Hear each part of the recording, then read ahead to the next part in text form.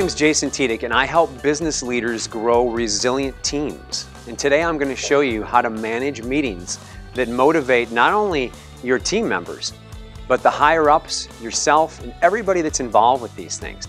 I'm going to show you, as I mentioned, 36 practical techniques you can use tomorrow, and they're divided into 12 sections, 3 for each section, of how to open a meeting, even before what to do during the meeting, and then after the meeting what to do. You're going to get a recipe literally for any meeting on the planet, whether you work in a corporation of 5 to 10,000 or whether you have a small group of 2 or 3 that is not even a part of a corporation.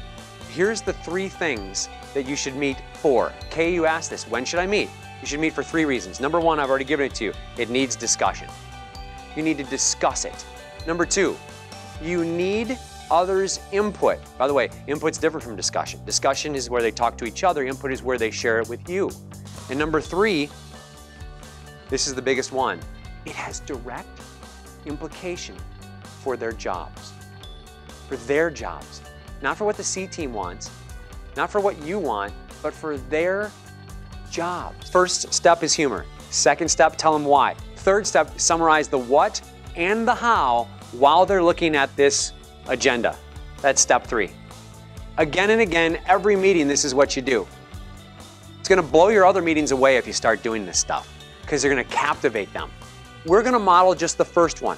You're about to hear a group really talk about a real live agenda item, and you're going to watch Kay do this with them. All right, so I've broken up the team into small groups, so you 4 are going to be a group, and we're going to just tackle the first agenda item. So you have that in front of you, and the question that we're trying to answer with this is, are there participants or organizations that fell off that would be good to re-engage, and how did you guys individually get into our work group so we can learn from that experience as well? So what I'd like to do is have Lisa take notes. Andrew, if you could be the relayer afterwards. Sure. Mia, can you be our timekeeper? And then Alex, can you facilitate and keep the focus going?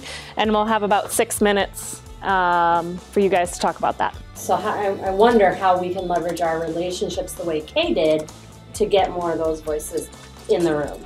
Yeah, that's a really good point. Oh, I'm just going to do a quick timeout, but he's already going. Keep going. I was just going to say that's a really good point, and I'm not sure if that's one of the things we have on one of our next agenda items, but we should definitely keep talking about that. What did he do well? Right there. He didn't paraphrase it. He filtered out, he said, that's a really good point, and then he suggested something that could help with that point. 2 things he did awesome. 1, he said, that's a really good point. You think if she spent all that time creating that point, that she thinks it's a good point? So we're not gonna get dissonance, are we? He's gonna actually praise her for something she wants the praise for. But the second thing he did is he gave her a next step. 2 awesome things for facilitator. And then there's a third thing he could have done that came up over here. What was it? Starts with a pair and ends with a phrase. He could paraphrase it. So try it again this time, do the 2 cool things and add a paraphrase in there. See if it happens. Mia, that was a good point. So what I heard you say was that you really joined the group because Kay asked you, and you know Kay, and so can we leverage relationships like that? Ask, who do we know basically that if we ask them, they trust us, they'll join the group. Is that right? Yeah. Yes! And he said what at the end? Is that right? Oh, nice job, Alex. Now here's the 3 kinds of problems you're gonna have in meetings. You're gonna run out of time.